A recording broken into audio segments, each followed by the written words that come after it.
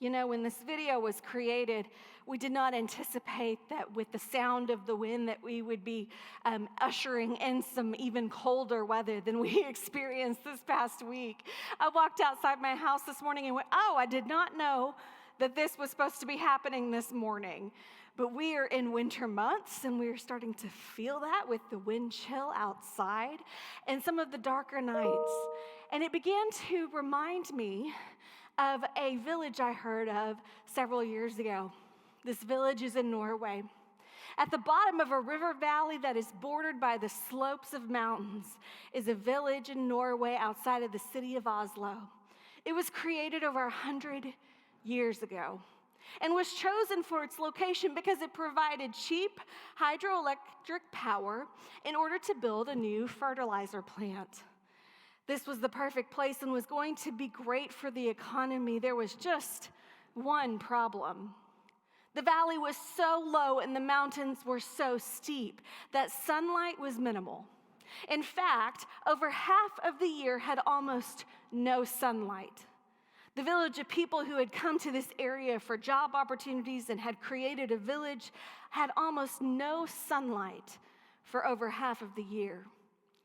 As you can imagine, it created an atmosphere and a community that may have been described with doom and gloom. Could you imagine, even on our darker days, even on our seasons where the sun goes down earlier and we have less sunlight, could you imagine going over half of the year with no sunlight?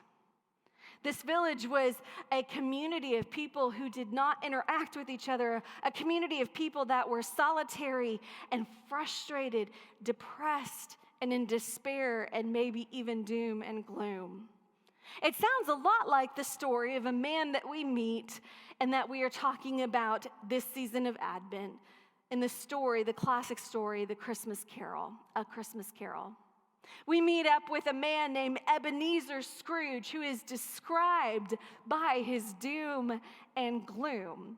He is described as a solitary man and a selfish man, a man that seems to have somehow become a person with very little hope, no joy, very little generosity, and not even a glimpse of love in his life. Somebody who could be described as doom and gloom, and yet A Christmas Carol is a classic story that we read during the holiday season. Just right there next to the birth of Jesus in the story that we find in the Gospel of Luke chapter 2 is A Christmas Carol. We hear it in Charles Dickens' words, the classic book that was written, but then there have been all of these movie adaptations too of Ebenezer Scrooge and The Christmas Carol. The first being a black and white picture in 1901. Then we get one in the 1950s. Maybe the most familiar one is George C. Scott in 1984. Or if you are of a younger generation like myself, maybe your first encounter with Ebenezer Scrooge was more through a cartoon, maybe through the Muppets or through Mickey Mouse. We had to explain to one of our staff members that Scrooge, Ebenezer Scrooge, his name was not actually Mick Scrooge. It was just Scrooge because he had seen a Disney version of it where they were ducks. Now, this story is so incredibly permanent in our culture and in our society, and so you may think that you know it, just like we may think every year when we come to Advent, that we know the story of Christ's birth. We've heard it over and over again. We know about the shepherds. We know about Mary and Joseph. We know about the angels. We know about the wise men. We've heard this over and over again. What could it possibly give to us that could be new? Well, we are going to dive deep into the story of A Christmas Carol, and I invite you to either read it or listen to the words of Charles Dickens on your phone, or to watch one of the classic movies, or maybe one of the not-so-classic movies. You can even watch some more adaptations like Scrooged or Spirited that came out this last year that are some funny spins on the classic tale. But as we walk through this story, what we find is not only the familiar, but the unfamiliar. What we find is not just the tradition. What we find is the story that meets us once again with something that we need to hear. Something we maybe have heard before, but something that we maybe have also forgotten over the years. So Scrooge, as we know in the Christmas Carol, is visited by 3 ghosts. So it's fitting for our Advent season and our sermon series that we look at those 3 ghosts, the past, the present, and the future. Today we are looking at Scrooge's encounter with the ghost of Christmas past. We meet Scrooge on Christmas Eve, where we find him as a man who is truly a grump, solitary and selfish and angry. He is a character that defines the worst of humanity. He is a depiction of all of the things that are horrible in us. He is encountering his business partner at the very beginning of the book, who had died several years beforehand. Now his business partner comes to see him and tells him this morning, Scrooge, if you do not turn your life around, things do not look good for you. And his business partner initiates visits from 3 different ghosts, and the first is the ghost of Christmas past. What we find with Scrooge in his past is not only of Scrooge's adulthood past, but of his childhood. We read and we see the story of Scrooge, and we begin to see an image of maybe why he is the way he is. His childhood was a childhood that was filled with poverty and deprivation. His childhood was one that was surrounded in darkness and doom and gloom, and maybe he became the way he is because he learned to survive that way. Maybe because of the darkness and the deprivation and the poverty that he experienced in his own childhood, he had to learn to survive. And the only way he thought he could survive was by acting a certain way, was by repeating some of the same things he experienced himself in childhood. So we're going to pause with the Christmas Carol for just a minute and turn to our scripture. Our scripture today comes from Isaiah 9. It comes from a prophet that is talking to a group of people who are stuck in doom and gloom. They're stuck in their past and in their past choices and in their past brokenness.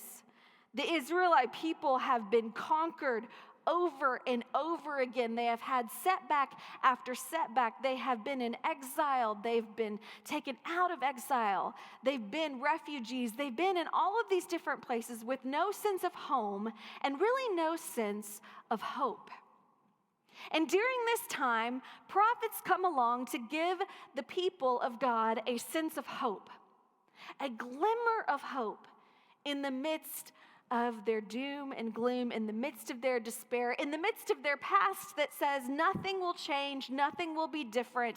This is just the way it is, and if you want to survive, you better get used to it. The prophet Isaiah comes in the midst of this type of doom and gloom and offers a message to the people who have uncertainty and disruption. And it's a message that later would be seen as a prediction because it talks about the birth of Christ and the hope that comes from Messiah. You see, this prophet talks about a broken past that may not define their future, a future that may look different than all the years that have come before it. So we read just these 3 verses today in Isaiah 9, starting in verse 2. It says, "The people who walked in darkness have seen a great light. Those who lived in land of deep darkness, on them light has shined. For a child has been born for us, a son given to us. Authority rests upon his shoulders, and he is named Wonderful Counselor, Mighty God, Everlasting Father, Prince of Peace. His authority shall grow continually, and there shall be endless peace for the throne of David and his kingdom. He will establish and uphold it with justice and with righteousness From this time onward and forevermore, the zeal of the Lord of hosts will do this. The people who walked in darkness have seen a great light. The prophet Isaiah comes not with this sweet word of comfort, but instead with this proclamation. We sing all of these sweet songs around Christmas and around Advent. But can you imagine the prophet Isaiah in the midst of their exhaustion and depression and all of the days and nights that just feel never ending and painful, coming in with a word and a shout of proclamation that things are about to be different? That just because their past has looked a certain way doesn't mean that their future has to look the same way. This same disruption is what we find in the story of Scrooge in A Christmas Carol. The ghost of Christmas past comes to Scrooge and disrupts his life, disrupts his understanding of what his future could look like or even his present could look like by giving him a glimpse of his past. You see, the prophet Isaiah today is giving us a glimpse of hope, the possibility of a new future to a people who are so weary. But the past is a tricky thing. It is a thing that shapes us. You know, the things that we do, the traditions that we hold, the patterns and the mannerisms of our lives do not just appear overnight. You could say that it is nature versus nurture, but so much of what we do and who we are is patterned by the things that we have learned to do. It is patterned by our past. The past is a tricky thing because we find ourselves saying things like, well, this is the way we have always done it. Did you find yourself saying that this week? Have any Thanksgiving traditions that you could not disrupt? In our family, it is always around the turkey. We, since I was a child, always buy a Greenberg smoked turkey. Based in Tyler's, Texas, was on Oprah's favorites list for more than one a year, and it is a delicious turkey, to the point that it was not until I was in high school, and one year we went to a different family's house for Thanksgiving, that I actually didn't know that turkey tasted different. I thought all turkey tasted like the Greenberg smoked turkey because that was what we always had. And this year, the same was true.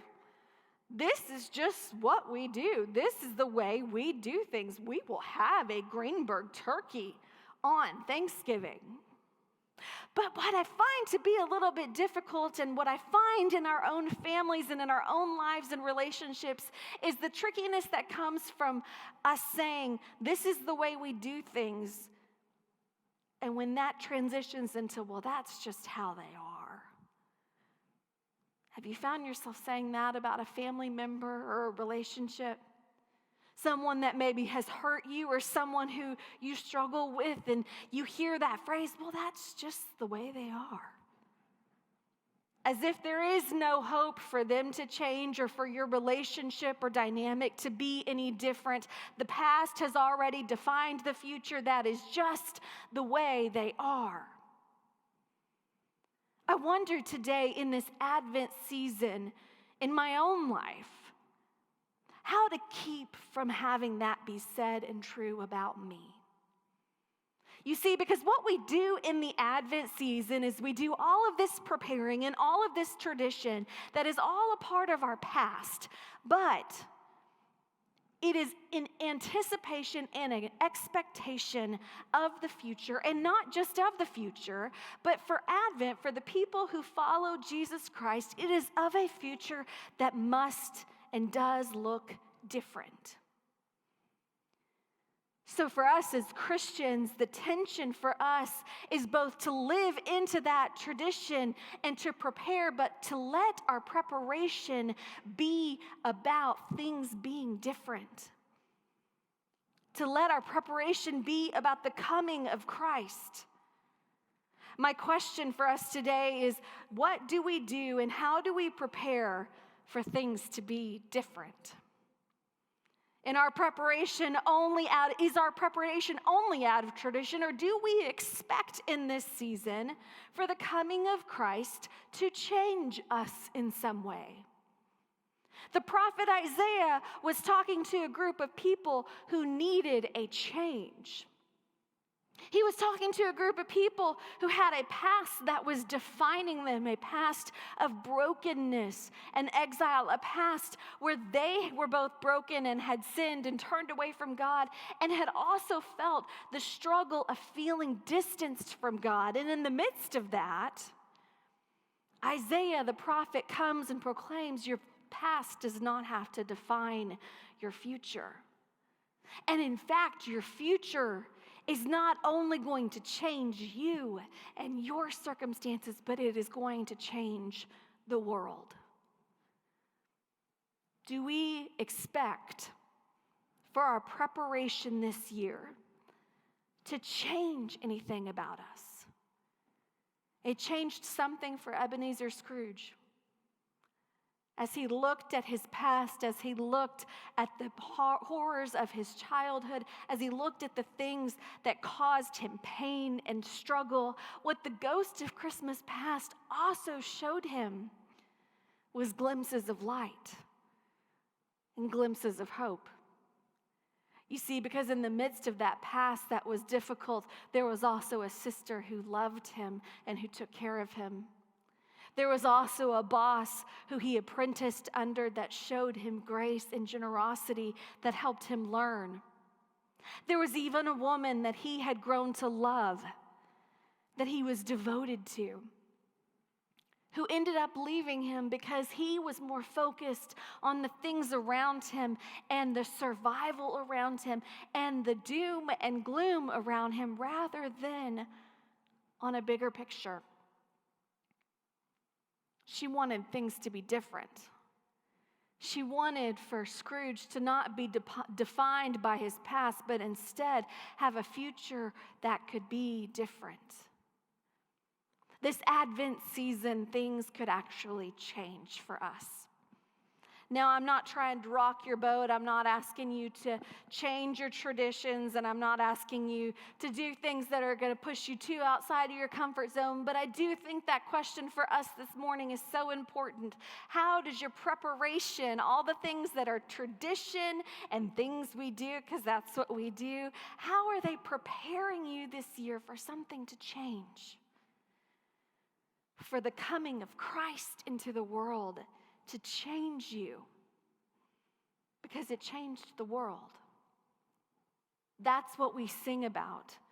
That's what we read about in the birth of Christ that's so familiar to us, is a change that rocked the world, a change that changed everything and certainly changed the future. Well, that village in Norway of doom and gloom had a little bit of hope and a glimmer of hope as well. You see, there was a group of people that came along who said, I think we can provide a little bit of change. What if we used some mirrors at the top of the mountain and pointed them down so that the mirrors reflected the sunlight down into the valley where the village was? Now, this caused a very startling change. Just as I couldn't imagine going that long without sunlight, I also cannot imagine having sunlight all of a sudden be bursting through. It's like leaving a movie theater after a 3-hour movie and walking outside and the light just hitting you. There was change. There was a startling change. But do you know what that change did? It changed the people. It changed the community. A community of people who kept to themselves, who were solitary, who found themselves very depressed and negative most times, began to create a community of something that had substance, something different. They began to gather together. The disposition of the entire town changed. People started to gather in new ways because they could.